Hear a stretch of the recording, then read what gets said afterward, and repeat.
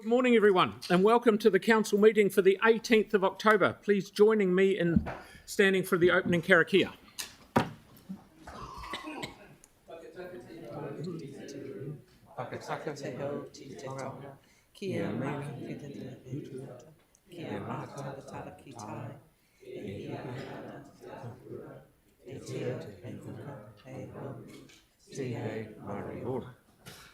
Thank you very much. Apologies, I have no apologies for today, but we have got Councillor Harrison Hunt, Councillor Donovan, and one of the cricket guys, John O'Brent, on Zoom. Right. We have a few supplementary items to include. Can I please get a mover, Sam, and a seconder, Pauline? Thank you. So for item 12 and item 13, so I'll put that. All those in favour? Against? Thank you. No, just so that. Whoa. You weren't looking up, dude. I had my hand up to ask a question. So that's carried. Okay. Declarations of interest. We have no declarations of interest. And we'll move into public participation. So I'd like to welcome Jono Kitt on behalf of Housing First, who is here to talk about homelessness in Christchurch. Welcome, Jono. Kia ora koutou katoa. Thanks for having me this morning. My name is Jono Kitt. I'm a community development worker with Housing First Ōtautahi. For those that don't know, Housing First is a model that was established in the States 30 plus years ago to deal with our chronically homeless. Chronically homeless is defined as those experiencing homelessness for 12 months or more, or 2 or 3 episodes in the last 3 years. In the past 5 years, Housing First Ōtautahi has housed more than 250 of our most vulnerable community members. We currently have close to 200 who are still engaged in housing. Our model is based on Kaiwa choice. We refer to our people as Kaiwa, not clients. Kaiwa meaning those on their journey. We provide a full wraparound service, so it's not just hand the keys over, disappear. The model is used around the world, and in New Zealand there are probably 10 to 12 agencies that use the Housing First model. What I'm here today to talk to you about is something that we all agree on. I think we all agree that Ōtautahi should be safe for all our community members. I'd like to present a fact. The fact is that homelessness is increasing as more challenges come into our space, into housing, mental health services, AOD services. This is a situation, a challenge that we all must address together, not just a political response, but a community response. My role as a community development worker with Housing First Ōtautahi is around social, physical and psychological inclusion. This is about giving our people a place back in the city, a place where they feel they can participate and a sense of belonging. Due to the mandate that was imposed during COVID, I sensed an opportunity to re-engage, to get our people who by choice or through lack of knowledge were disengaged or had become disengaged from the library service. The library service plays an important part in their day-to-day lives. We engaged with the library outreach service and gap filler, and the site at the Commons on the corner of the Coolmore and Durham Street became available. We started by having the library outreach service come down, and in the last 18 months we have Orange Sky come down. They provide free laundry and shower services. We have the CDHB, they bring the Jabberwocky van down. Since March we've overseen 100 plus vaccinations, with the influenza, COVID, and also measles. We've engaged with CDHB Sexual Health. We've engaged with Hep C Clinic, who are about to start a harm reduction process, along with treating on the spot Hep C. We've also engaged with the Green Lab. We've had successful engagement with Statistics New Zealand, who reached out and had responses and engagement with some of our community members for the first time ever. It's important to note that the information received by Stats goes directly back to government, and then policies are based on this information. How can a council base any decision making on a community they have no statistics on? We have just recently finished an engagement with the Electoral Commission. We're having members of our community voting for the first time. I'd like to shout out to Rose and John from the Community Development Advisory Team, along with Gary, who have also been coming down once a week. The big thing with the Electoral Commission is some of those names I've mentioned actually assisted some of our people going across to Aldersgate to vote for the very first time. We also have engaged with Creative Junk and John Selwood from Telling Lives. One of the most important engagements that we currently have underway is with the White Room Creative, an arts collective based in Manchester Street that works with people with mental challenges and exclusion, isolation, etc. Our community is very creative, musically, artistically. I sensed upon an opportunity to involve White Room Creative, and since then, this has led to a recent celebration of our Kaiwa's artwork, which was hosted down in the Life and Vacant Spaces Incubator last week. We had a successful commission for 8 days there, where 60 plus pieces of art were sold. But most importantly, it was getting our people visible back in the city in a positive way. This is a community that has a lot to offer our city.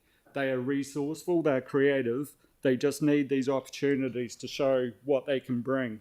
In the sense of safety, I understand the concerns with our business people, with other community members, but once again, what about the safety for our people?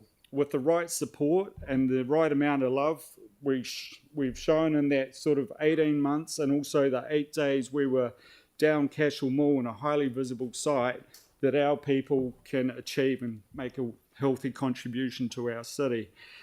What was good, and like all good community developers, you're always looking at making yourself redundant, is by the third, fourth day, our people were starting to lead the conversation around their own artworks and the stories behind them. This follows on from a successful Photo Voice exhibition we did last year, which is still a valuable resource that travels around the city. With this, we empowered our people to tell their own story through photo and video, and once again, it's changing that narrative. It's including our people, and I can't say strongly enough, our people, into this conversation. What I would like from council, nothing more, but to consider this community in any long-term planning that you're doing in Otatahi.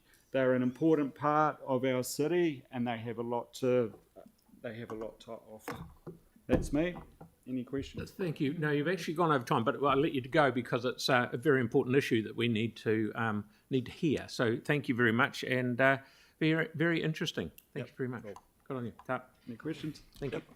So next, I'd like to welcome Jennifer Dalziel, who is here to talk about the Dudley Creek character area and some of the high fencing that's being installed. Welcome. Good morning, everybody. Thanks for having me. I'll just go through this quite quickly. The first slide defines what a character area is, and they were previously known as SAMs, and they're areas in residential neighbourhoods that are distinctive and they're considered to have a character worthy of retention. The Christchurch area's got 15 character areas, and there's one in Littleton and one in Akaroa. There are rules associated. There are rules controlling what works that are visible from the street or within the front yard setback, and these are written in the 15 design guides. So the next slide is the Dudley Design Guide, and at the beginning it just once again it defines what a character area is and what is specific to the Dudley character area, that it's distinctive and appealing, it's attractive and memorable, and that's because of the combination of the character of the houses and their surroundings. And the purpose of having a character area is so these special qualities can be identified and retained and enhanced. And when people choose to make changes to develop their property, they'll consult the guide and see what they can do and what they can't do. Both before and after the Canterbury earthquakes, that people have been doing things in their front yards which weren't complementary to the area, and the ones that are specifically mentioned here are building garages in their front gardens and erecting high fences. The role of the design guide is to give direction so that people can know what they can and can't do, and it's firmly suggested that if people want further information they should ring the council. Also on this page is a map of the Dudley character area. It's basically both sides of Petrie Street, North Avon Road, both sides of Slater Street, and then along Shirley Road. And I'm specifically talking about the northern part, which is from Guild Street to Shirley Road, because that's where I live, and I'm more knowledgeable about that part than any other part. On the next page, we have a nice picture of, how do I do this thing? Oh, that way. Oh, yes, sorry, gone too far.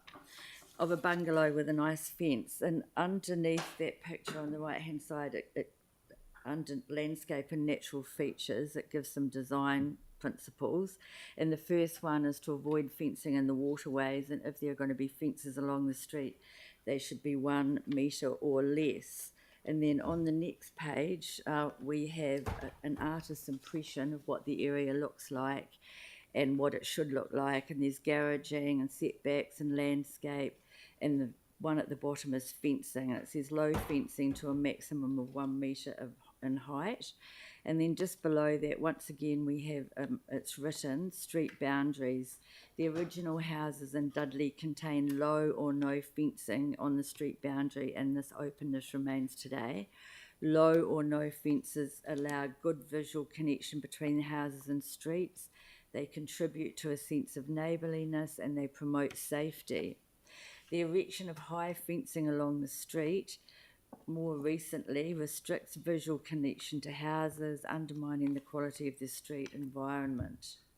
And underneath that, they've got the design principles of fences along the street, and the first one is that consistent boundary conditions are maintained and fence heights are consistently 1 metre or less. And that's all I want to say about the Dudley design guide. And I just want to move on now. There's 9 photos of 7 different properties in that northern part of the Dudley character area, where in the last 2 years people have erected big high fences. And hang on, we seem to have, yeah, there they all are. Oh no, there should be more, but anyway, or maybe we go down. Anyway, there's 7 properties and 9 photos where people have put up big high fences. Either they don't know the rules or they don't know they're in a character area. And what seems to happen is someone buys a house, they move in and they whack up a high fence. There doesn't seem to be any information that real estate agents have access to or that lawyers have access to. We haven't been told in the Dudley character area for probably God knows how long that it is a character area. There needs to be a letterbox drop or something which reminds people what the rules are. And then the next photos are of these next ones are of new builds in the area. The first one is a development of 3 houses, and as you can see, there's they've been allowed by the council to put in high fences. And then the next one is a new build, and its plans were presumably passed by the council, and once more they've got a 2 metre fence along the street. And saving the best till last, this is 81 Slater Street, and it was the house fell down in the earthquake and was demolished, and the council purchased this property for the purposes of work on the Dudley Creek. And then once that work was, and they put up that high fence, presumably to protect expensive machinery. And once the work was over, they've now sold that section just recently, but the high fence is still there.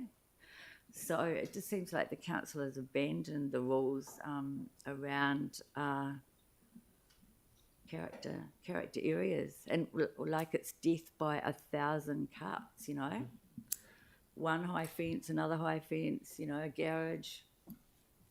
So that's what I've come to say today. Either protect these character areas or get rid of them, really. Okay, thank you very much for bringing that to our attention. I wasn't aware, to be honest. So that's good. Is there any questions? No, you've gone over time, Okay. which is cool. But thank you very much for letting us know. Thank you. Okay, now we've got some deputations from Canterbury Cricket Trust from Lee Robinson and Jono Brent, who Jono's on Zoom, who will speak to us regarding item 5.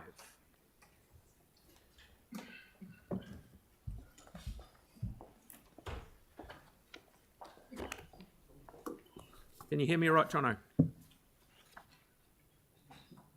Can you hear me? Yeah, excellent. Thank you. Thank you, Your Worship. Look, I in my haste, I've got an amended paper which I don't expect you to be able to read today, but I'd like to table it. If I could just give that to Council, please.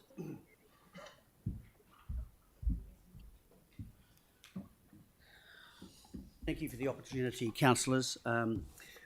And I approach you with trepidation because I know the situation you're in. And I said to my wife yesterday morning when I read the headlines on the paper, this is not a good time to be appearing before the council. We are in the position where we have 2 loans which were put in place solely for the lights for Hagley to enable Cricket World Cup to come to Christchurch. Those loans are $1 million to the council and $500,000 to Rata. We've managed to pay $250,000 off the Rata loan in the last few weeks, and confident with commercial sensitivity, we believe we have the balance of that loan covered through a specific approach to us recently. Our liability, therefore, continues in respect of the $1 million loan. You'll see from my paper that at the outset, when this was arranged during COVID, to ensure that we could commit to the lights for Women's Cricket World Cup, it was anticipated that Canterbury Cricket would raise a levy from its constituents to cover about half of that loan. That was not a flyer with its members. COVID, cost of living and other factors meant that it was simply not going to get the light of day, and it failed in terms of an endeavour by cricket to raise that money from its members. We are left in a position where we have $1 million owing to the council, and I would just like to record that the trustees of the trust are committed unequivocally to repaying that loan. We do now, however, have an issue with the interest. The interest alone is costing us something like was $54,000 a year for the council loan with interest rate hikes, and another $17,500 until we can retire the Rata loan. You'll see from the funding that Canterbury Cricket's budget forecast, that's going to cost community cricket. We're in a position where we can pay $15,000 a year, a month off the principal. That would retire in 5 years, $540,000, and we believe that could continue to repay the balance of that loan in 3 years. We could continue to pay the balance of that loan over the 5-year period. The trustees of this trust are committed to being in place until the facility is debt-free. We don't want to hand the mantle over to anyone else until these loans are repaid. In our defence, I would say that, look, cricket does feel somewhat aggrieved, and I know this is contentious, but we exited Lancaster Park as equal sharing partners with rugby. We had from the 1st of October till the 31st of March, and rugby had from the 1st of April to the 30th of September. We shared the year, we shared the facility. They were provided for us. We exited Lancaster Park with a commitment under the Jade Stadium Agreement and the repealing of the Victory Park Board Act to 2 commitments. One was that we would be provided a cricket ground to international standard. We've had to pay for the pavilion and the lights. We were also given an undertaking that Jade Stadium assets would be insured to replacement value, and we know now they weren't and what that cost has meant. So we've ended up with assets that we've raised $20 million to meet and pay for, plus a loan of $1.5 million, Rugby's exited Lancaster Park with a $400 million grant. So the cricket community does have a gripe. In saying that, we are absolutely thankful to council staff for the standard of Hagley Oval and what is presented as a world-class cricket venue.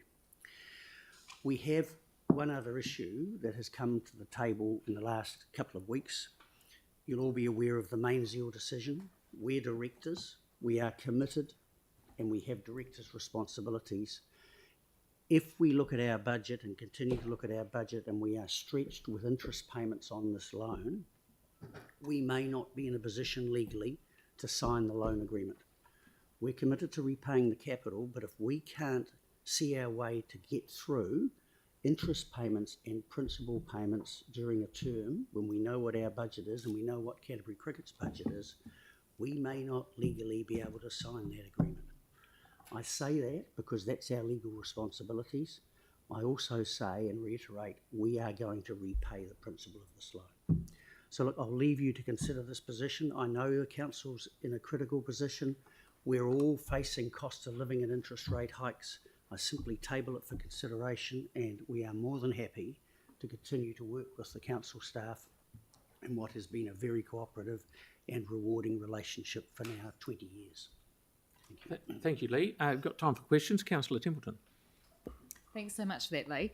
I'm just interested in the comment that you've just made around potentially not being able to sign the loan, and whether you talked to your membership about that when you were having the conversation around the levy, and the ability for you not to be able to meet your legal obligations should you not be able to fund it.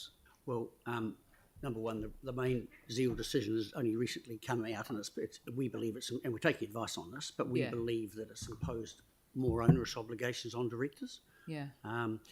But I think the levy issue, and Jono might want to speak to that because that was a Canterbury Cricket issue, but they stumbled because of the reasons I've mentioned, cost of living, COVID, kids playing cricket, it's expensive, gear is expensive, and I think the resistance was pretty significant. Jono, do you want to comment on that? Yeah, thanks, Lee. Yeah, it was quite clear from our membership about the impact that would have, and I think it's probably to provide some supplementary data to that. Just in this last year, we've just had data come to us that we've had about a 12% drop in the number of junior teams playing cricket across Canterbury, and whilst we don't have the empirical research at the moment, the data points to the teams dropping off in areas of low socioeconomic areas, and so therefore what we're finding is that there's an impact on the current cost of cricket, is impacting a drop in about 28 junior teams this year. So the discussions that we had at the time about the impact on the levy have sort of in a way become true. So yes, it was a very difficult conversation at the time. I wasn't involved in the board, but the board have assured me that they canvassed it with their members, and it was sort of outrightly rejected as a path forward, just due to the fact of the impact on community cricket and the cost, particularly for juniors. Okay, but so what you're asking is for us to spread that cost onto all ratepayers instead of just a small group? Well, my response, Sarah, and I understand the council sentiment, but my response is that, like no other council throughout the country, major city, we've provided the infrastructure for an international cricket ground, which otherwise we would not have. We get nothing out of the lights. We pay about $100,000 in interest and power and insurance. We can't leverage off the lights. They're a facility there that has provided international cricket and visitor benefit to the city, and televised and publicity benefit. But we've provided $2.7 million in cash towards those lights. Yeah. We can't leverage off them. Okay, thanks. Okay, Councillor Johansson. Oh yeah, thank you, and thank you for the work that you've done. I just wanted to chat. I'm just trying to sort of understand, I guess, the relationship between the Cricket Trust and New Zealand Cricket, given that New Zealand Cricket would seem to benefit. And I'm just wondering why the New Zealand Cricket doesn't contribute, or maybe they will, but have you approached them? What has their response been? And, you know, is there a concern that Hagley Oval's too small for one day international, the one day is basically in terms of not being able to generate enough revenue and sponsorship to cover the costs? So I've covered that in my amended paper, Councillor. So New Zealand, as I mentioned, New Zealand Cricket does not fund infrastructure. It funds operations. And if you go to Eden Park or the Basin Reserve or Lancaster Park as it then was, those facilities are provided for New Zealand Cricket to provide the game. Okay, and so their funding does not include anything for facilities. So as a result, we've built these, we need to maintain them. If you go back to 1980, Cricket built the horticultural hall, had to sell it because it couldn't maintain it.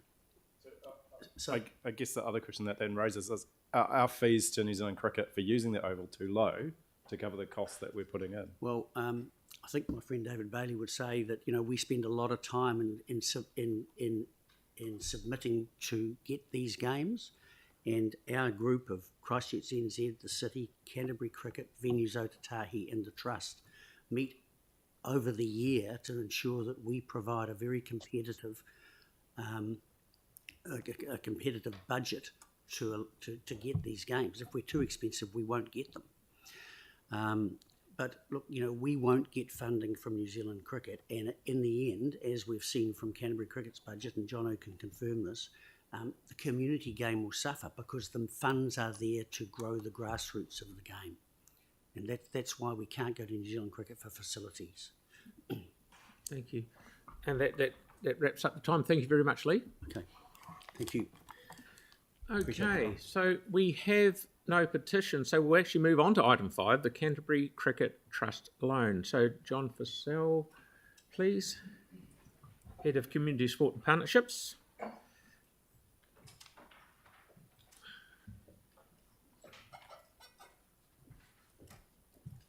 And David Bailey. David. Thank you, David.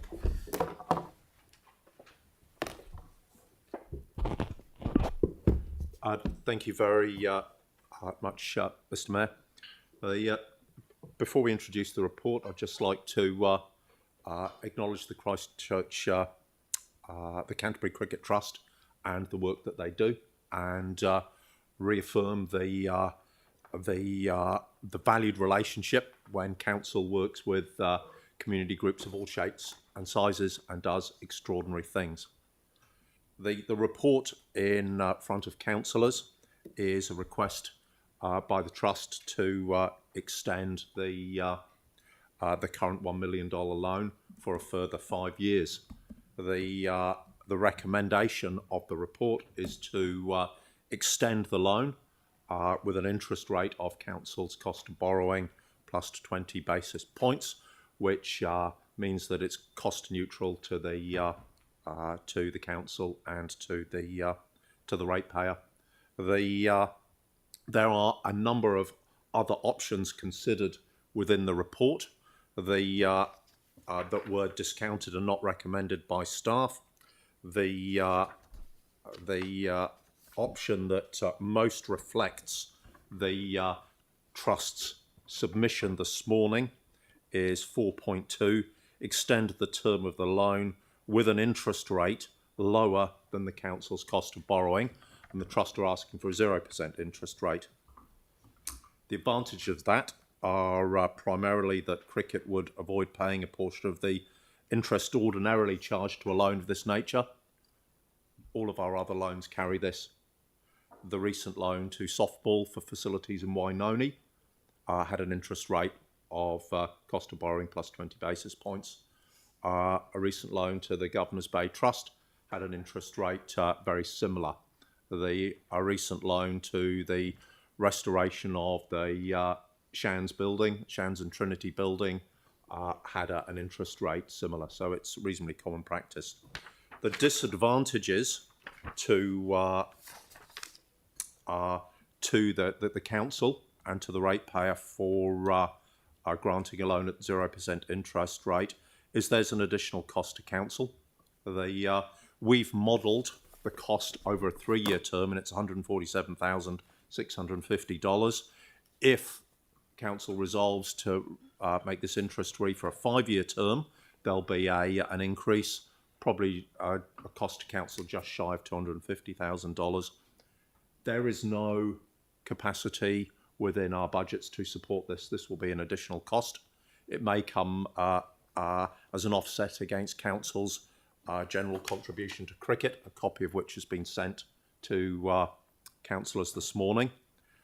We feel that cricket have chosen not to implement the constitutional process to raise a player levy, and the report explains the reasons why, and Jono and Lee have touched on that as well.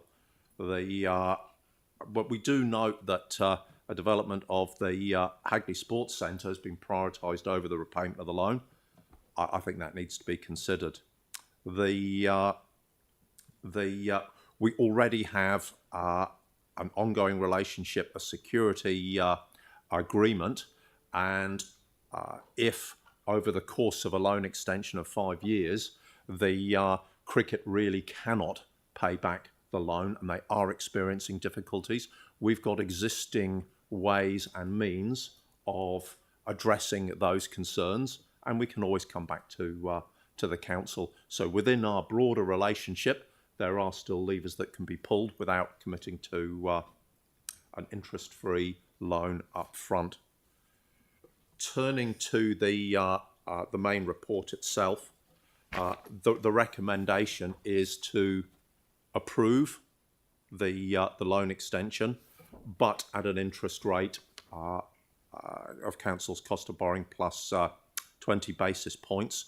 And section 3 of the council report is very, very clear on why that is. Probably the last comment that I'd like to make is if the whole of cricket cannot afford an interest rate cost of $147,650 over the next 3 years, that will come as a surprise to us, because we've been working with the organisation for over a year on this. That's probably all we have to say on the report, but I'd just like to introduce David Bailey, Council's Recreation and Sports Services Manager, who has more details on the Council's contribution to cricket and the relationship, and has been involved in some of these discussions over the year. So through you, Mayor Phil, we're happy to answer any questions councillors may have. Right. Have we got any questions? Melanie would like to move it. Aaron, are you question or second? Sarah's seconding it. Okay. So Aaron, Councillor Kewen has a question. Yeah, so on the some of the points raised by the deputation around the facility being provided and its benefit to the city, although they didn't touch on that enough, I would have asked a question around that. When you turn the lights on at night to host an event, that has a value to the city. Why does this not have an attached report like from Christchurch NZ, which we get on other things, that when we host these events, it makes all this money and all these people come and stay, and this many million people see it on TV, so that has a value. So essentially that interest cost could be taken out of, for instance, the Christchurch NZ bid budget, because rather than bidding for new events, we can turn on the cricket lights and have a big crowd. So it would make no sense to turn them off and have no lights, no night games, no events. Does that kind of make sense? Thank you, Councillor Kewen. This is a loan report. This is a report in respect to a request for a loan extension, and covers that. It doesn't cover the wider economic implications of hosting national and international events. Probably the only other thing that I would say, the original development, maintenance and ongoing contribution towards the Oval is justified by the exposure Christchurch gets. So the value of that is already allowed for within Christchurch's substantial ongoing investment. Perhaps, David, you might have something to add. No, John, I think you've summarised it well. Yeah, thank you. Okay, Councillor Scandrett. Yeah, following on from Councillor Kewing's comments, with regards to the oval, it's just not the lights. There's a whole range of things that council picks up financially to ensure that it looks as good as it. And I do appreciate it. It is recognised as one of the most beautiful ovals in the world. But that would be close to 200,000 per annum. Would that be right? 150 to 200. If you started weighing those things up. Yeah, so the figures that we circulated this morning were simply the care of the OPEX cost of the ground. The investment that goes into the Hagley Park precinct and as a whole is substantially more to make the place as beautiful and as attractive as it is to the people that get to participate and the people that get to watch. Okay, thank you very much. Okay, Councillor Johansson. I was just trying to understand about the player levy. Do we know how many members Canterbury Cricket has and what the actual levy would be, what quantum of levy would be required to pay back the loan? Unfortunately, I don't have that data to hand, sorry. Yeah. Okay, because I'm looking on their website, they had 22,000 members. So for $500,000, it doesn't seem like a levy would be so hard. I mean, the fees are about $310 a year, so $5 a player wouldn't seem to be a big burden. But is there any more you can give us an understanding about the impact of the levy and why that was rejected? I think the community game answered their perspective when we entered into the loan negotiations at the start of the process. It was put forward as a proposition that would be feasible. As far as the loan report is concerned, the Canterbury Cricket through the Trust have advised that they'll not be undertaking this and not be raising a levy. So we have to take that as read in our evaluation and recommendation to the council. From the information that we've got, I was just kind of trying to understand, outside of New Zealand cricket and Canterbury cricket, what benefit do the lights provide to the community cricket? So based on plans for this year for participation, about 15% of the usage of the oval is within community cricket, sort of junior and club cricket, and there are other events that do go on, and some of those do occur in the evenings with the lights, but the predominance is for Canterbury Cricket Association, the games that they have, and the international cricket events that we host. Okay, you're right. Councillor Johansson, you done? Thank you. Councillor Templeton, please. Thanks so much. So one of the new things that's come in this time round is the potential for the trustees not to sign the documents. Do you know what the implication of that would be? So in the terms and conditions of the loan, there must be something that is sit there as a guarantee on the repayments? Yeah, as in the report, Councillor Templeton, Christchurch City Council has a first-ranking security agreement over the assets of the trust, lights, pavilion, and so forth. That doesn't extend to the Hagley Sports Centre. Obviously a trust not being able to meet its obligations, the directors, the trustees are withdrawing. It's really a situation that absolutely no one wants because we've had such a fruitful partnership. I guess the thrust of the officer advice is within the whole of cricket, there is the capacity to meet this interest cost, and we will continue to work with cricket in 585 different ways and work with the trust over the term of the loan. And if things happen and we do take a tumble, there are mechanisms that we can come back and relook, and we will. Okay, Councillor Barber and then Councillor Scandrett. Thanks for that. Just in terms of council's community capacity building, I understand that City Council staff have spent 334 hours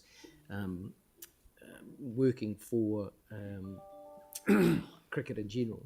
Could you basically explain what they do? Yep. Council staff. So I'm very privileged to, one of my duties is to lead a team that provides council support to enable community sport and regional sport to happen in our city within many of the venues and other spaces as well. And so one of the service level agreements we have within the long-term plan is to provide 4,000 hours of time to actually, from staff time, to work alongside in partnership with community sport to enable them to achieve their objectives that align with our objectives. We track what we do. Cricket at the moment receives the highest amount of time investment from our staff to work with them. That can cover any range from working with St Albans and their plans to move from their current location to another location, the same with Riccarton. It includes staff supporting applications to Sport NZ to receive funding for the Hagley Sports Centre. It includes working with regional level performance to go what sort of assets do they need, and so it covers a whole range of things, including supporting them with some of their ethnic and multicultural investments that they do as well. Okay, yeah, thanks for that. And just perhaps another quick follow-up. So when talking about the capital investment, I see here that that we've provided multi-million-dollar investments in the establishment of facilities at Hagley, but you talk about pitch, the embankment, the practice wickets, the number 2 oval, surrounding cricket ground improvements, ground facilities. Would it be fair to say that Christchurch City Council has been heavily involved in supporting cricket in their pastimes? Councillor Barber, I think that reflects both sides, cricket, the Cricket Trust and the council. As council representatives, we are incredibly grateful to the trust and cricket, and we are also incredibly grateful to the council for co-investing in what we've got. And this is a very, very difficult conversation. But whatever we're trying to communicate, it's by no means, lowering the contribution of any of the players. The council and the sport of cricket and the trust working well together. It's fantastic. We've achieved a lot. Thank you. Thank you. Councillor Scandrett, please. Yeah, just with regards to the main pavilion and the other buildings, I know Venues Otatahi, which is our own events management company, runs that facility. Do we also cover the cost of running that, as in maintenance, etc.?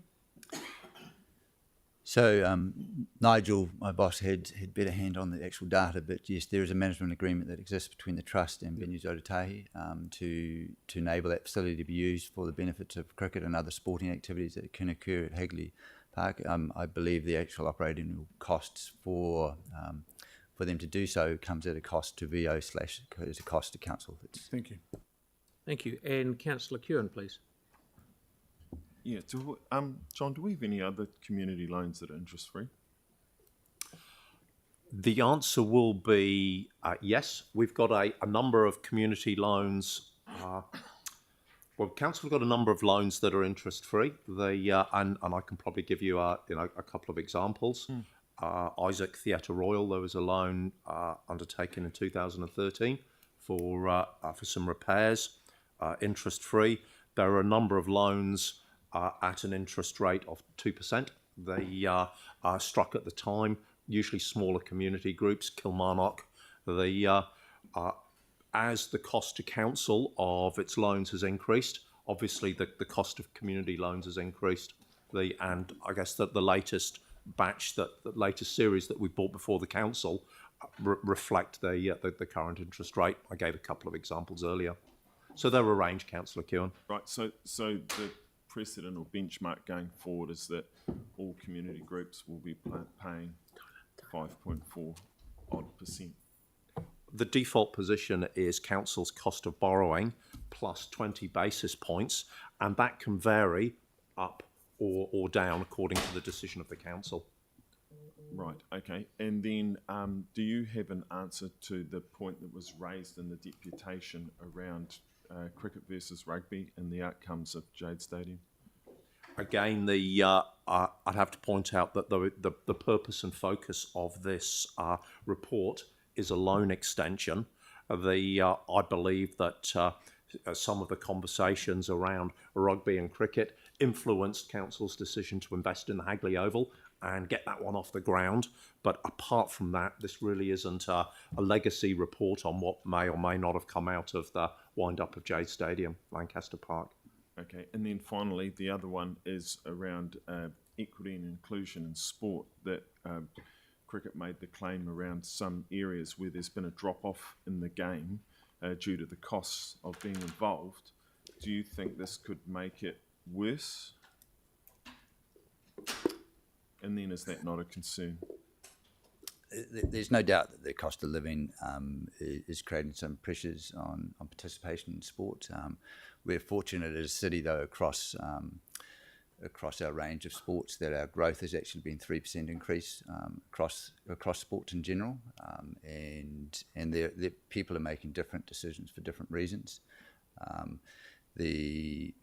As John's already talked to, the ability for the community of cricket, which is made up of about 4 or 5 different organisations within our city and within our takiwa, is that they have assets within their community, as seen with the way that community clubs are actually investing in substantial assets in Elmwood and substantial assets in Sydenham for the gains of the community. And so I think that the community is well positioned to be able to reach into its community and look after its community. It is also one of the sports one of the 2 sports in New Zealand which actually has national down investment into community cricket, and so it's in an extremely fortunate position compared to a whole lot of other community sports. They're ranked 3rd in the amount of money they have nationally, yet they're ranked 8th in the amount of participations they have. Without putting Mr. Bailey on the spot, I don't think there's any current plans to lower or change the existing council community investment in the game.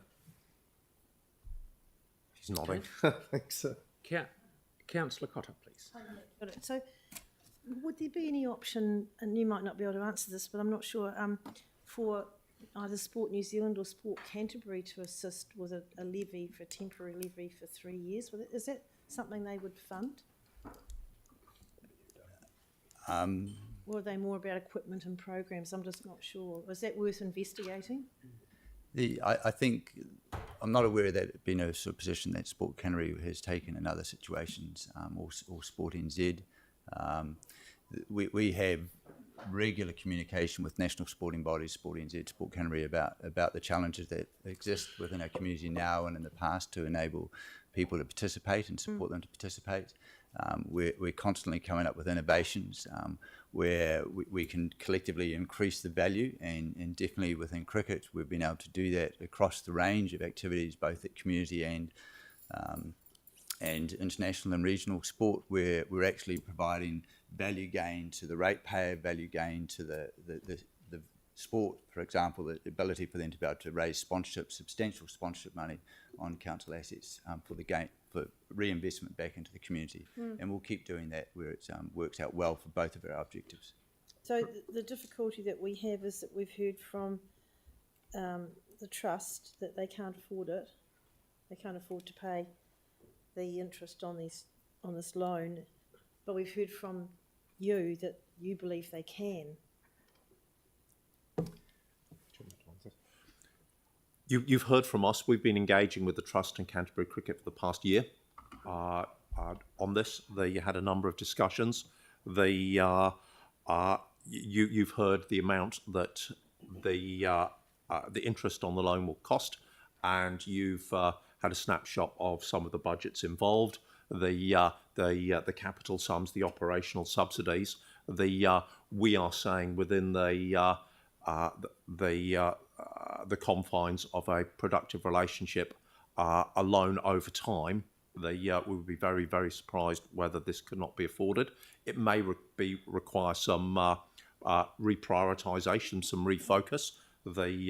But at this point in time, we can't see a reason why this could not be accommodated within our wider relationship, given its size. And so basically, then you're saying to us, let's if we agree with your recommendation, and the wheels start to get wobbly, you're there with some help down the track. You're not going to hang them out to dry. Goodness no, we've got the recommendation is underpinned by a long and trusting, mutually supportive relationship, which will continue through the loan and in all aspects of the game, community to international. Absolutely. Okay, thank you. I'm just get a bit concerned about time. We've got a few more questions, but I'll only let one more, which is Councillor Harrison Hunt, who's been waiting patiently on Zoom. Are you there, young fella? Oh, is that? And something I prepared earlier, and here he is.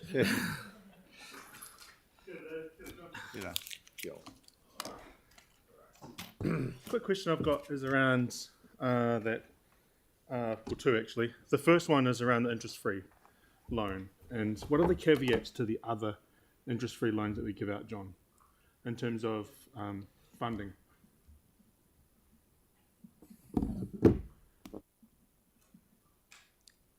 There tend not to be standard caveats. Council really makes a point of looking at each loan on its circumstances and its merits. We do follow our principles. As I explained to Councillor Kewen earlier on, our default position on interest is really covering the council's cost of borrowing. We do not aim to add a premium on to collect additional revenue. Some other philanthropic organisations do that. The council chooses not to. So our only default position is the cost of borrowing plus a little margin. Apart from that, we really endeavour to look at every organisation, every loan on its merits, and council tends to take that in whatever funding conversation it has. It's one of the advantages of being a local authority. We can do that. No, cheers, John. I'm not going to ask any other questions. Thanks. Thank you very much. Thank you, David. Thank you, John. Well, we've got a mover and seconder, so I'll rip into debate. Please. Who? Councillor Templeton. I'm really happy to support the extension of the loan today, but not interest-free. This was really controversial at the time. I don't know if people remember, and in fact we ended up voting on it twice because there were issues initially with the perception of a government underwrite, and then we discovered that that wasn't there. But throughout this process, when we were asked for the loan, we were assured that there would be no problems paying it back, that they were good for it all. And that's what got it across the line. What I wouldn't like to do here is to set a precedent whereby people come to us, tell us they can meet loan requirements, knowing in the back of their minds that they can come back later and say, oh, actually, let's just do it interest-free. We've heard from staff that they believe that the loan requirements can be met, and that if anything does happen, that they are willing to work with Canterbury Cricket, with the Trust, to make sure that the wheels don't fall off completely. So I'm comfortable going ahead with this now. There are years to go, and I think that the cricket community need to pull together and help us do what the Trust said that they would do, and pay this off. Thank you. Councillor Scandrett. Yeah, look, thank you. I concur with Councillor Templeton. I have no problem extending the loan. We have a good relationship with Canterbury Cricket, and it is a very important relationship. But we have to cover our bases. As everyone knows, we're getting into pretty shallow water, and we've got to be responsible with the ratepayers. With the deputation, the discussion with regards over the Jade Stadium, etc., the rugby versus cricket, that was a deal with eyes wide open, and whatever that was. Maybe there should have been harder negotiation, but that's the deal that was done. Surprised with the comment with regards to the Mainzeal decision, as we are technically all directors sitting here at this table, and some of us are directors on external boards, etc. Directors have always had responsibility with oversight of the future sustainability of an entity, whatever that is, and its guidance, but also its fiscal responsibility, ensuring that it is sustainable financially and solvent. And so that hasn't changed or because of the Main Zeal decision, that is a responsibility of a director and boards of directors, always has been. And also there is Venues Otatahi manages the cricket pavilion on their behalf, maintains it, but also returns them 7% of turnover, including the advertising from camera towers, etc. So maybe there is something there, hopefully in the future, that can pick that up a bit. But that again is negotiation with boards, etc. So I'm more than happy to support the staff recommendation. Thank you. Thank you. Councillor Coker, please. Thanks. I think it's actually a shame that we're here today to look at an extension to this loan to the Canterbury Cricket Trust. It was this potential for this situation that I actually voted against it first time round. Of course, I understand the challenges of COVID, but it's a shame that with the large number of members in the Canterbury Cricket Association, that they have been unable to put in place that levy to cover a portion of the loan, especially as it was part of the arrangement and it was with expectations that that loan was first agreed to by council 3 years ago. I will support the extension of the loan, and I agree with staff that the interest should continue to be charged, as it's really important that this loan comes at no cost to ratepayers. Everyone with debt that accrues interest knows the faster the loan is repaid, the lower the overall cost. So I encourage the Canterbury Cricket Trust and Association to require a contribution from their members to cover the loan and get it repaid. Okay, have we got any more debate?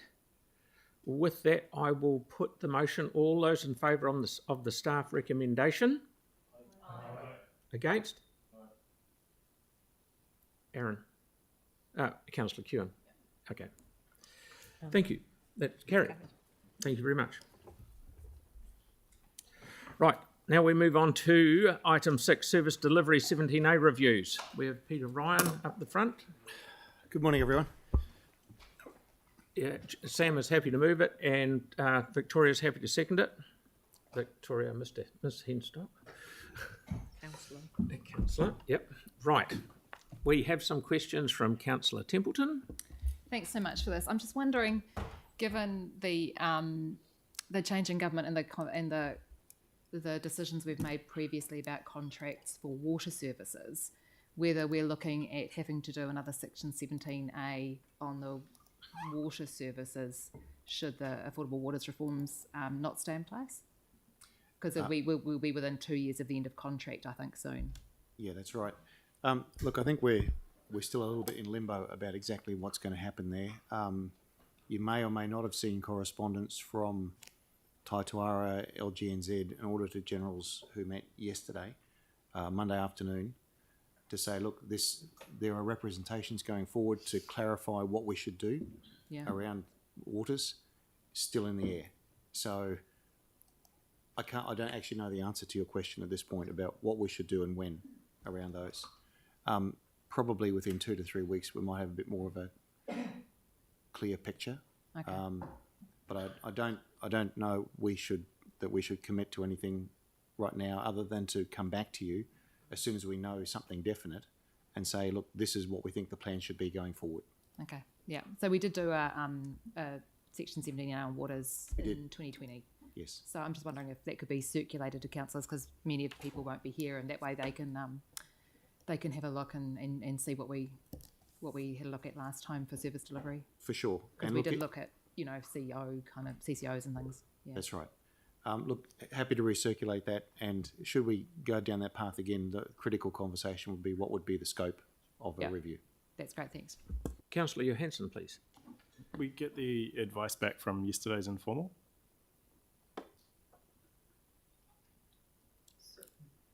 Lynn, I think this was the question.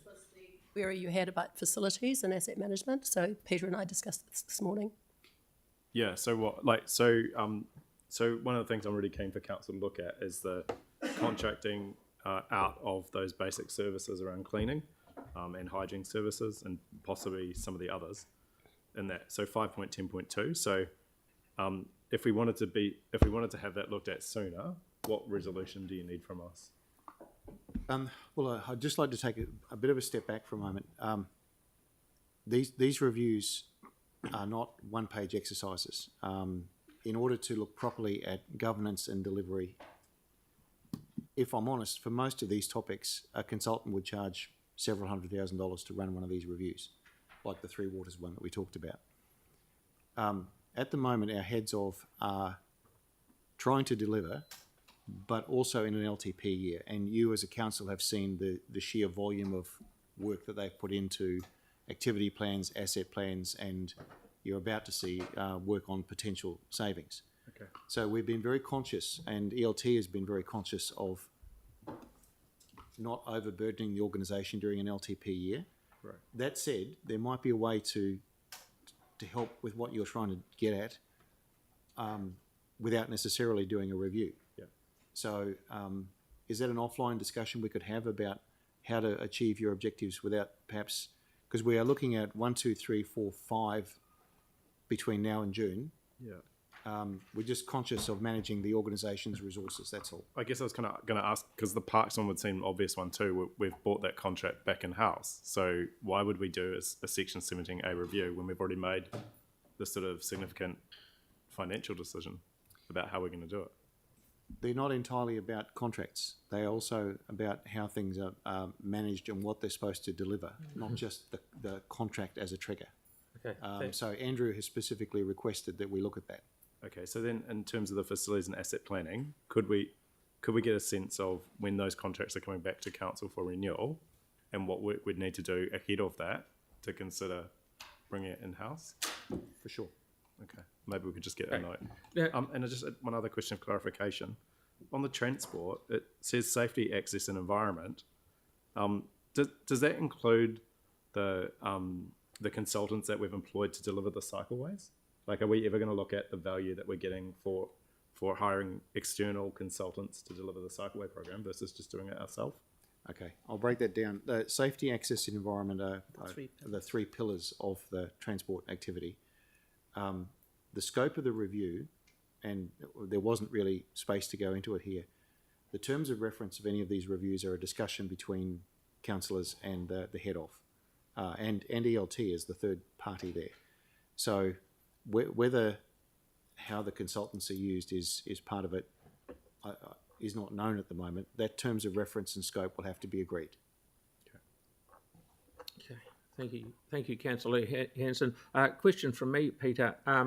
We have to do these 17A reviews. They're a matter of course, aren't they? We do. They're part of the Local Government Act. But I would say, to put that in context, that I don't know a single council in New Zealand who hasn't struggled a bit with them, because as a thing to do on top of BAU, to do them well is as I said, it's not a one-page flimsy exercise. If you want to do them properly, like Three Waters or transport, it is actually a major body of work. And that's why the terms of reference and your agreement to that scope is important. But yes, they are. Pick one. We've got 4 or 5 of them in front of us. How often, say Three Waters or say parks, how often do you have to do one? The triggers vary. They can be major contracts. If you change levels of service, significant levels of service, that is a trigger. But by and large, the idea is that you've had a look at your activities every 6 years. Okay, thank you. And one last question from me. When we go down these, and they're quietly going through them, so can we please highlight procurement assessment when we're doing them, please, to see if we can streamline a bit of what's going on there? So when you say procurement assessment, what? Well, just put a lens on the procurement side of it with the Section 17A review for each one of those. Okay. If we're going out for tendering and stuff like that. We do work. I mean, this list is partly as a result of working with the procurement team. So, okay. Yeah. But the answer is yes. Okay. Thank you. So we have a mover and a seconder. So we've got no more questions. Is there any debate? Nope. So I'll put this motion. All those in favour? As against? Thank you. Carried. Thank you. Right, now up to item 7, which I'm more than happy to move, and Councillor McClelland is happy to second. There'll be very few questions, I'd imagine, because it's very common sense it's very simple what has to happen. So no questions, no debate. Anybody? I'll put the motion. All those in favour? Aye. Against? Thank you. Item 8. Now, item 8 is just fixing a typo in the plans change 5E. So there's no relitigation, so it's just a typo. Am I correct in that? Dawn? That's a nice tree under a bus question. Thank isn't you. it? I'm looking for, where's But, John but Higgins gone? I'm sure that's what it is. We So have it's a- just correcting an error. Okay. So There were a series question- of questions, though, Mr. Mayor. Yes. And I'm expecting John Higgins to be in the room to be able to give a presentation. we'll just I'll just wait hunt for a him down, couple of because he seconds. was there previously. But yeah, so it's very it's just a typo from what I've been told. There we go. So you're right in it. 2 errors, that's correct. How you doing? So I'm just explaining to councillors that item 8, change plan 5E, is just repairing a typo. Is that, am I as simple as that? Yes, it's as simple as that. Okay, so no more question? No. Right, Councillor Temple's happy to move and Councillor Peters happy to second it. So I'll put that motion. All those in favour? Against? Thank you, carried. Right, now we move on to the Mayor's monthly report. Kelly's happy to move it. And question? Which one? Right. It is, right. The first one I went to was South Korea. And that was absolutely fantastic. There was a mayor's forum there, which was totally paid for. There was 52 mayors there. And it was actually set up in a massive building. It actually reminded me of a United Nations thing. It was that well done. Singapore paid for the whole lot, paid for the airfares, paid for the accommodation, paid for the whole do. We all got, I won't say kimonos, but they were male, whatever. And it was really good. And Tori Whanau was there, and she spoke. She was one of the keynote speakers up the top. And it was interesting to talk about, it was mainly about climate change and other things and get everyone's perspective. But overall, apart from the networking and stuff, it was only about 6 hours over 2 days of forum stuff. So that was very interesting. One of the things I did when I went there, I went to Songpa, because that's one of our sister cities. And they were nice enough to take us to their waste management system, and they are doing some things better than us, but other things not as good as us. For example, our MRF facility that we've got, that the government nicely gave us $17 million for, is top of the range. It's got optical sorters. We've got about 4, maybe 5 people working in there, and it's excellent. Our one, they've got a massive belt with 47 people working on it. And so it gets to the end, there's nothing on the belts because these 47 people have picked it all out.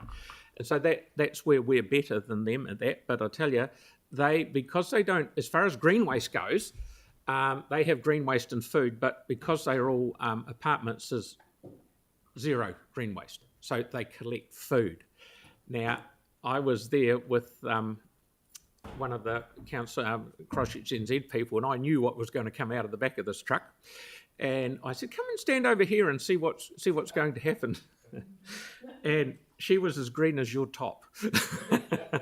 Right, but what they do, which is absolutely fantastic, it goes straight into the ground, dehydrated, put through the system, and within a day and a half, it comes out like, I would swear it was coffee grinds. Yes, but this is a massive system, and they use it to integrate with stock food that they give back to animals, because it's all made from food. So it is a really good system. That is great. Then the other sister city we went to was Karashki, and while I was there, I went up with Duncan Sanderman to Toyama, where the vast majority of the people the students that lost their lives in CTV building came from, and they've got the college that they came from. I was there, and I didn't realise this, but there's a monument there. There's 2 of them. There's one there, and there's one actually in Christchurch, and I've got them actually. I think it's in the Carnival Cathedral, I think, but I've got to go and find it. But the one important thing, it was very important to go and see these people, because everyone's getting older. It's 12, 13 years on. And they don't feel they can't travel as much. And you've got to remember that they saw 13 years ago, they said goodbye to one of their children, who in most cases was a one-child family. One of them was a twin. and they came down here and never saw them again. So one thing I committed to, because I had Councillor Donovan with me at the time, is that I will go round to they were interested to see the stadium right next to CTV building and things like that, because they haven't seen it. So I've made a commitment to them to go to the wall, Avonhead Cemetery, and down to the CTV site and do a video and show them what it's like, and so they can see, because it's sad that they can't get down here. So that was fantastic. And then just last week, while I'm talking, I went to Brisbane, and we, because they've got a Asia Pacific Sister Cities forum, I think. Anyway, they have, that is their forum, their conference, and they once every 2 years throw it out for it to come somewhere else, and we were selling ourselves, so to speak, to have it here in Christchurch. So I think we've put an extremely good case forward. We've schmoozled up to all the right people. We're up against Dubai, from what I'm told, and Manila. Now, we'll never compete money-wise with Dubai, I'm sorry to say, but I feel quite confident that the feedback we were getting was actually very good, and it'll bring a large number of people, because there was 77 mayors at that one, so, and all the entourage that goes with it. So it was a great thing to do. So thank you. We found Christchurch NZ put their final bid in November, and I think we find it December. Yeah. So just to assist the Mayor, we also were able to showcase our Smart Cities work, because we were asked to do a presentation on that as well. And one of the interesting things that we did have, and it might not be, one of the people that was there with us said, it must be another conference we're looking at. We've got some time that we need to get one in. That's what we talked about. We said, we'll have the conference towards Wednesday, towards the end of the week, so that people can spend Saturday and Sunday looking around Christchurch, and that, rather than having it on Monday and Tuesday and do it the other way. It turned out that there was only one space all of next year that we can fit, I think it's next year after, that we can fit it in, because Te Pai is booked out totally until then, which is very good news. Okay, Councillor Johansson, did you have your hand up? Just kind of interested in what happened yesterday with the LTP, and I just wondered if there was an opportunity that we could have the LTPs being done in public when we're getting presented with the information, because it seems to me now it's become apparent that as part of our LTP, we've kind of got a bit of a delay on releasing the information, but it would probably be quite helpful if we could all just share the information at the same time with the community, with the public, as we get it, as we work through the process. So I just wondered if there'd been any reflection as the Mayor's office kind of leads the LTP process, about how we could sort of just improve the transparency around the LTP information, because I guess it was a bit awkward yesterday having information in the media at the start of the day, not being able for us as individual councillors to know that it was going to be released, and then get it released at the end of the day when we were being asked lots of questions during the day. So I can make a couple of comments. First of all, I'm not going to comment on the Mayor's interview with the media. What I can say, though, is that we have a very clearly agreed process for increased transparency of the long-term plan. As you're well aware, we have been recording those sessions and making the presentations available. On receipt of the media request yesterday, we actually made available the capital program part of the presentation to ensure that we're ongoing committed to an increased level of transparency. The issue is when we start to consider proposals for savings that may have either commercial or staff-related impacts, we are not in a position to do that, because if there are consequential change proposals or other staff impacts, we have a responsibility to engage with those staff first, rather than through the media.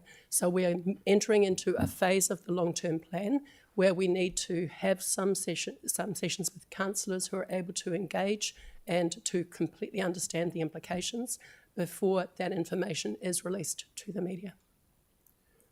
The information could be released that wasn't sensitive, right? Like we did yesterday.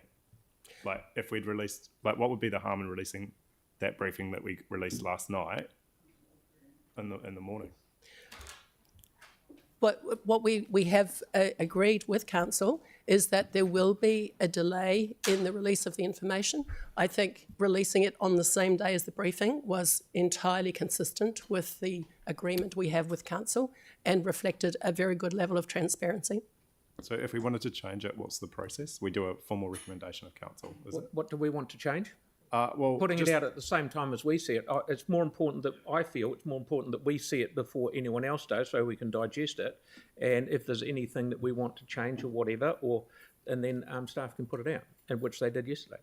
Okay, well, you might have that view, but I'm just saying, like, what happened yesterday was we woke up to a whole bunch of information on the front page of the newspaper that wasn't public. That meant that we were on the back foot most of the day until the information got released later that night, which put a number of us in an awkward situation of dealing with media inquiries, community feedback, and not having the information. So I don't really know why there would be a reluctance to have the information come out at the same time.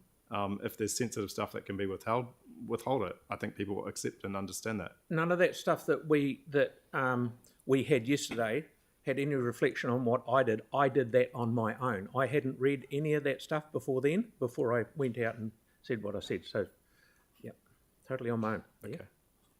Okay. All right. The other thing that's in there, the portfolios one will come out in November. That's where we're at that. Question? Hey? We haven't got round to doing it yet. Okay. Okay. Any other questions? Yeah, I just want to on the LTP. I'm just wondering what the status of our Commonwealth Games bid is, particularly given one of the possible partners in the new government has been supportive of it. Good question. I did read in the paper that the Gold Coast have fired their hand up. I mentioned the word Commonwealth Games, and everyone at Christchurch NZ runs around in circles saying, "For God's sake, shut up." I'm delighted to hear it. And also some councillors too. Yes. I still believe it was a good thing, but never mind, that's life. One day. I applaud your aspiration, though. Yeah. Thank you very much. So have I got a mover for that, which is Councillor Barber and Councillor Peters second? So I'll put any other discussion. I'll put that motion. All those in favour? Aye. Against? Thank you. Carried. So now we have item 13. Yes, Sustainability Fund allocations.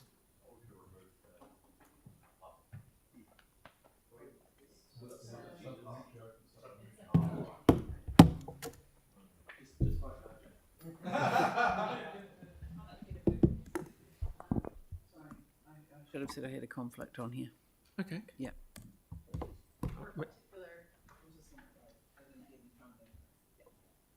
So Councillor Coker's got a conflict, and Councillor Templeton's happy to move, and Councillor Cotter is happy to second. Do we have any questions? Do we have any debate? Right, I'll put the motion. All those in favour? Aye. All those against? No, thank you. Carried. Thank you. Thank you for coming down so quickly. Yes. I'm leaving so quickly. Okay, so now we have item 12, endorsement of the Christchurch economic ambition. And your timing is impeccable. That's good. Hi, everybody. How are you? Good, thank you. So do you want me to say something, or do you just want to... Do you want me to talk? Yes, fire away. So look, first of all, thanks for having us back. It was only a fortnight ago that we came in to talk to you about this, and you'll be aware that this was the third briefing that we've given you on the economic ambition. And since the first one a year ago, we've taken on board a lot of feedback.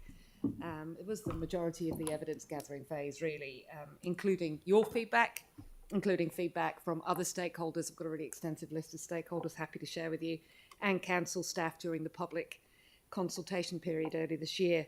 I'm really pleased to tell you that our board approved the ambition on Friday, which is great. So we're now here seeking your endorsement. As you may recall from our discussion about how we're wanting to implement the ambition, our strategy is to seek endorsement from many of our city agencies and private sector as a way of building momentum for the direction of the ambition. And as our key shareholder and as the setter of direction for CCOs and for the city, then your endorsement is the most important. So that's why it's the first that we're seeking. You have more levers to implement and a broader reach into the community than Christchurch NZ does. This is a strategy that covers more than what Christchurch NZ does. So we're looking for your endorsement today. And this is the start of the work, really. This is the beginning of us really getting stuck into it. So I'm really open to any questions. Okay, has anyone got any questions? Councillor Scandrett. Yeah, look, thank you, and it's a great vision without question. So it's fantastic. But as you will be aware, with a few comments beforehand, we are going into economic shallow water, so to speak. And one of the key things for me is that we are going to have to share the burden with all our partners and friends, etc. So I'm just hoping that with this vision that everybody is aware of that. So we are your number one shareholder, etc. But we are we have got a lot of responsibilities, and the paper is thin. So Yeah, your thinking on that?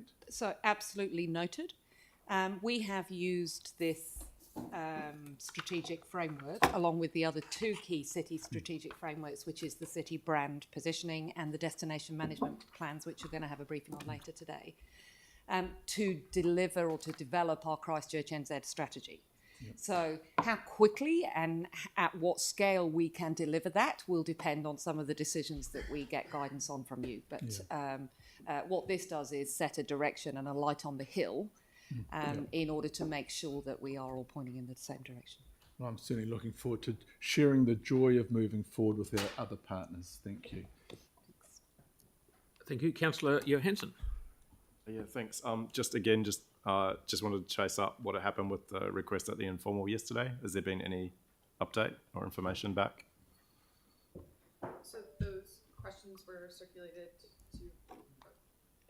Yep, so really happy to talk about those. So we were asked for two potential amendments. So the first is about requesting that we include a priority to address the impact of unaffordable housing on increasing intergenerational inequity. We've been in conversation with the team here, the executive team at council and ourselves this morning, and I think we all agree that this is probably not the right place to put that. So affordable and sufficient housing availability is super important to support people that live and work here. It's a really complex work stream in its own right, and that is being focused on as part of the Greater Christchurch Spatial Plan Implementation Programme. The second amendment, which is around requesting clear goals that are measurable, that monitor the impact of the economic ambition on addressing and reducing inequality. We think that's really helpful feedback. And actually, even since we briefed you 2 weeks ago, we've already started work on how we can make sure that we incorporate that type of measure into what we do in this space. The other question was kind of just in our report, and I don't know if this is more a question for council staff or Christchurch NZ, but we're not given any response to the feedback that we've provided in the briefings. There's no rationale, there's no amendments that we can see visibly that have been made. Is there a record of the feedback that we gave and what's happened to it? And if so, where do we find that? Or if not, what's the best way for us to make amendments? So do you mean the feedback that you gave at the briefing 2 weeks ago, or the briefing that you've given at the previous briefings? You know, in general, obviously specifically the briefing 2 weeks ago, but it's just we're being asked to endorse something where we haven't seen what the response has been to the feedback we've given previously. And I was also just curious of it being publicly consulted. I know you've engaged with stakeholders, yep, but I was unclear about whether there'd been any public consultation. So let me take those two in turn. The first one is that actually there are no substantive changes from the version that you saw 2 weeks ago, because the feedback that we got in the session, I felt that we were able to answer with the existing version. So the version that you saw 2 weeks ago is essentially the same. There are a couple of very, very minor wording changes, like maybe two. More than happy to share those with you, but they're very, very small. In terms of public consultation, absolutely. So we sent the draft document directly to 150 stakeholders and partner organisations, and we communicated to thousands of organisations via our comms. We were made to the public on the CNZ website. So it's difficult with things like this because engaging the public is challenging. It's not as emotive as, say, a city narrative or a city brand, where people probably respond in greater numbers. But absolutely, it has been available for anyone to comment on throughout the process.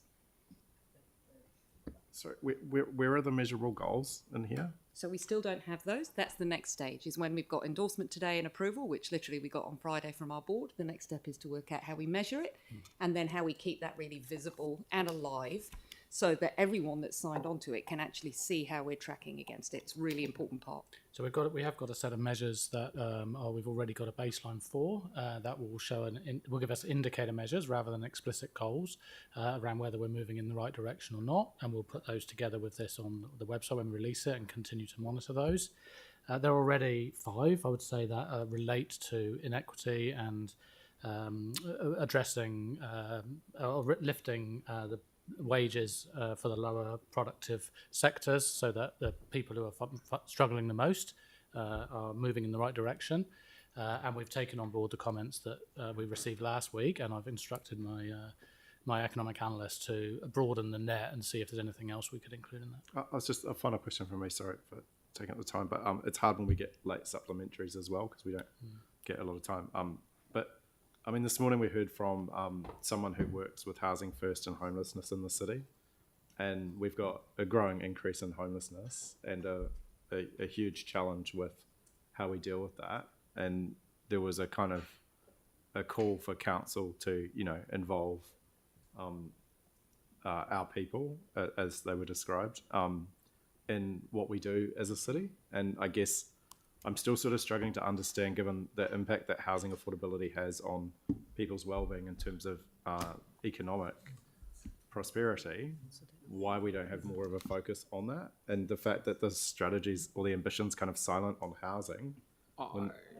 I think we've. I'm just trying to understand why you wouldn't have something in here about housing, given Ellie's answered that. Which is what? It's someone else's job. Is that? We have our housing trust. I mean, there's the Greater Christchurch plan and the I think it's called the housing strategy or the. Yeah, and if I may add, what you're trying to achieve is better achieved in other documents, and we are doing stuff jointly through projects such as the Sydenham Yard project, where we are looking at housing affordability.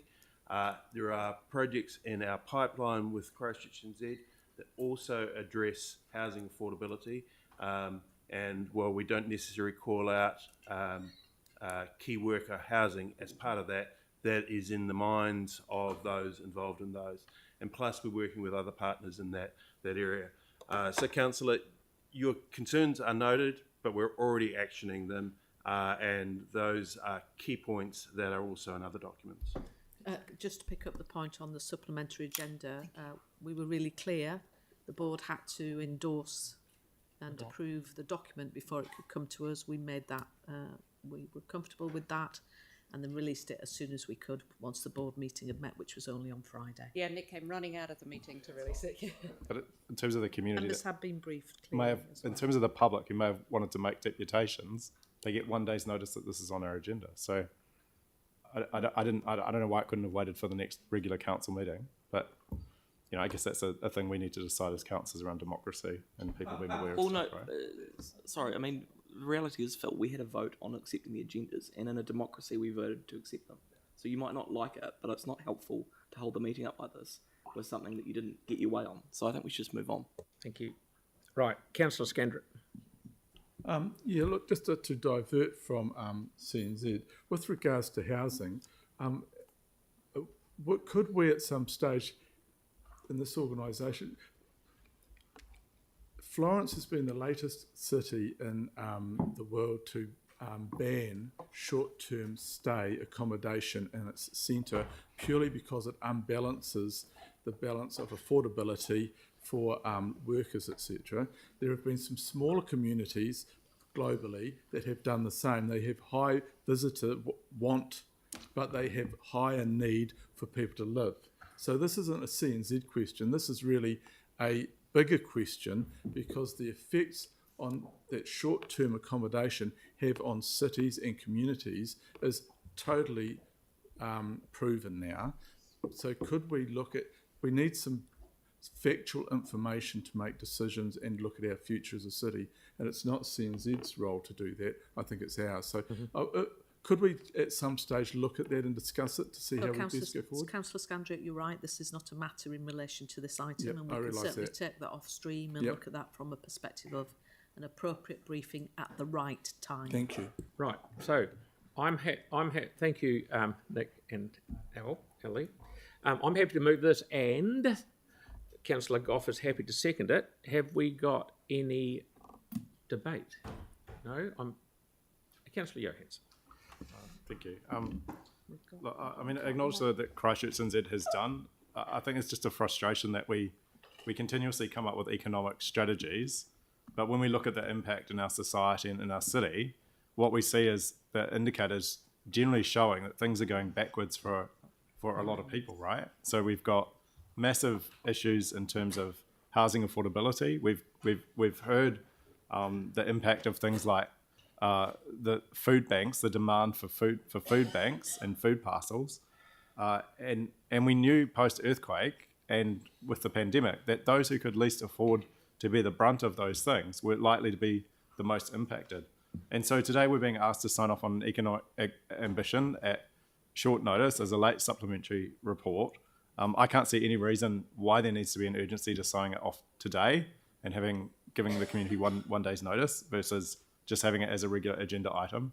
I certainly think that, you know, housing is something that is one of the very clear things that does deal to people's economic well-being. And so I don't know how many times asked for work to be done around that social and affordable housing space.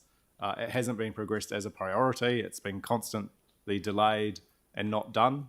You can look back at our urban development strategy in 2007 to look at a number of measures that could have addressed some of that inequity and that economic prosperity, and yet it's just not done. And I think the economic agency that we have as a council has an incredibly important role to play around things like dealing with the affordability of housing. And, you know, one of my colleagues has just raised the point around the impact of short-term rental visit accommodation on cities, right? There's this conflict between tourism and the impact on the impact of housing affordability for people. So, you know, I appreciate the work that's been done on this. I still think it is really important to have some clear targets. And so, yeah, I'll put forward these amendments. Someone may second it, someone may not, but I do think that these amendments are important.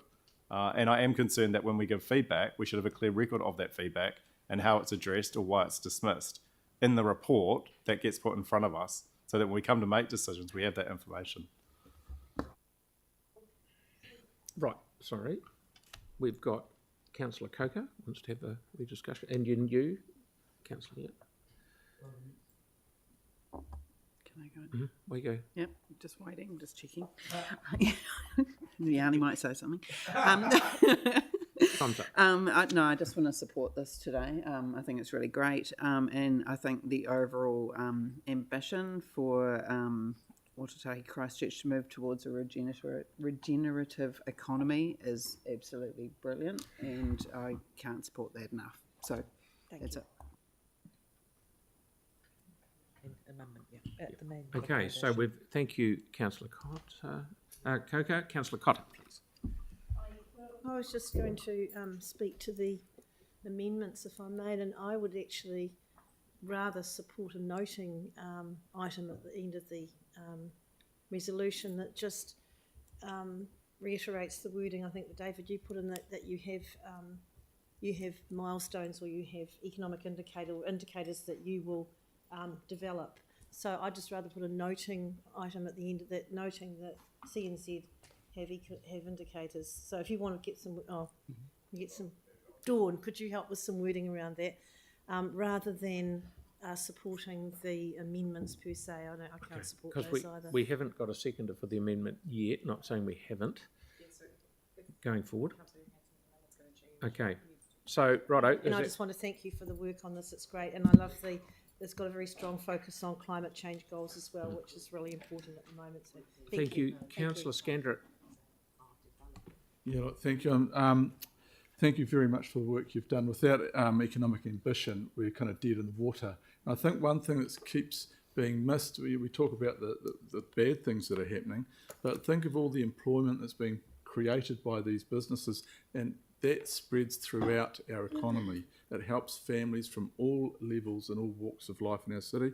Look at Te Pai, the Mayor earlier on just said you couldn't get in there for like 18 months. Look at the employment there. They're not all CEOs, they're right across the board, and so that is so important to improve our economy, especially in hard times, which I believe is still going to be here for a wee while. So I think it's a really good ambition, and we need to set that high. With regards to my comments before with regards to short-term stay, that has been totally proven with regards to hand in hand with the housing shortage. Our population hasn't suddenly exploded. What has exploded is short-term accommodation, which has been proven globally, and we've got to look at that. This is not CNZ's job.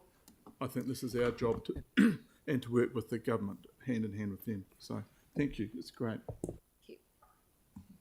Thank you very much. So just moving right along here, we have on the screen in a very, very short time, Councillor Johansson's amendments. Have you got a seconder?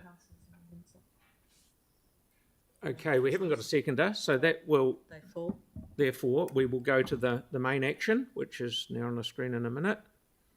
Okay, have we got any, we've done all the debate, might as well put the... Can we just...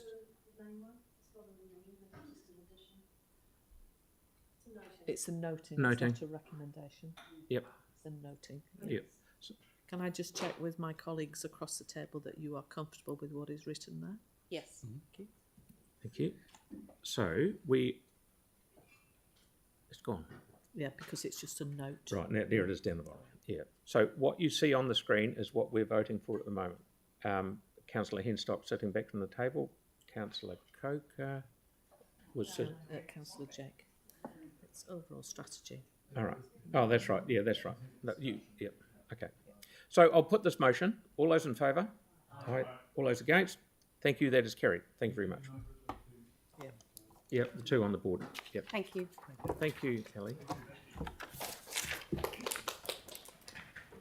Okay, so now we're going to go into a public excluded, but there is none, so we won't.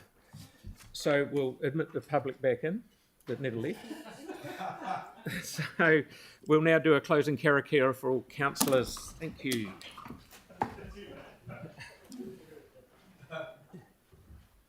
Kia waka te tapu, kia waka te ara, kia tuki whakataai, kia tuki whakataai, nomeai, ue. Thank you very much. Meeting's closed. The meeting is closed. And we're having a briefing, aren't we?